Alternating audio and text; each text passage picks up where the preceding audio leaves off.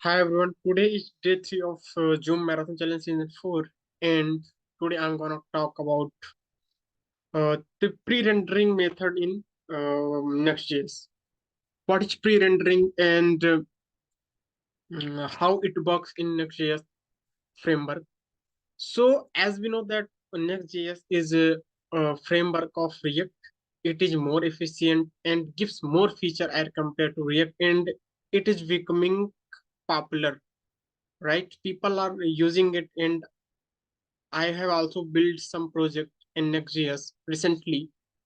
So I'm gonna talk about that far what are some advantages Next.js offers through pre-rendering as compared to React. So for that, basically, first we will have to, you know, we will have to know how React works and how it gives us performance boost as compared to vanilla JavaScript, right? And how Next.js is giving us performance boost as compared to React, right? So as we already know that React uses, virtual DOM, right?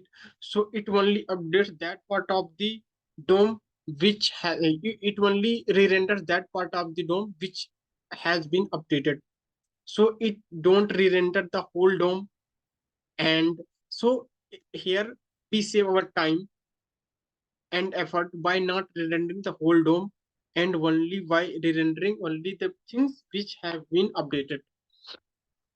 So this is the advantage of React as compared to Vanilla JS.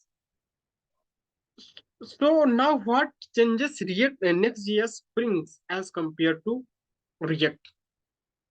So the thing which React does is it uses client-side rendering.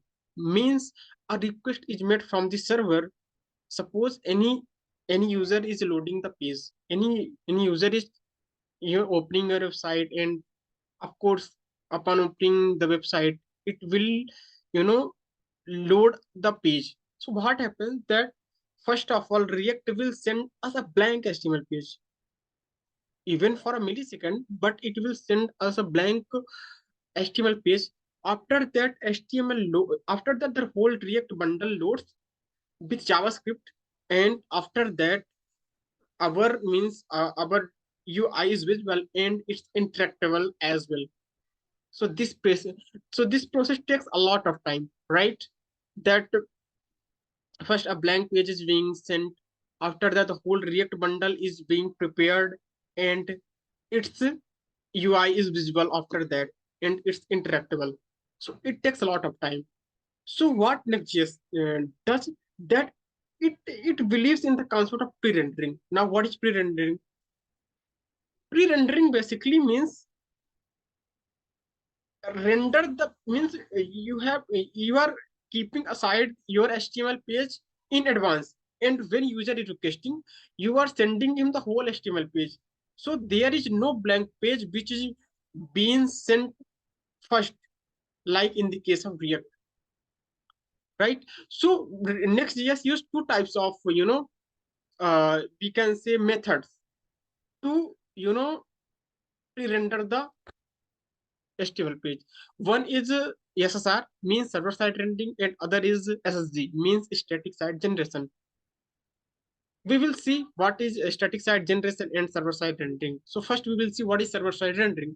So server side rendering is, as the name suggests, that when any user makes a request from the server, then first HTML documentation with minimal JavaScript. So first it send the whole HTML document. So it's not interactable, but don't worry. This is this only lasts for milliseconds. After some milliseconds, it will be interactable as well as soon as the JavaScript is downloaded by Next.js, right? So where is difference between client-side rendering and server-side rendering? In client-side rendering, which is used by React, first a blank HTML page is sent by the server, the browser. But here in the case of Next.js,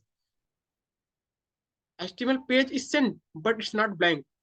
It's filled, it's built, and it's filled with minimal JavaScript, right? So it's static for some millisecond. After that, it's interactable, right? User can interact with this page.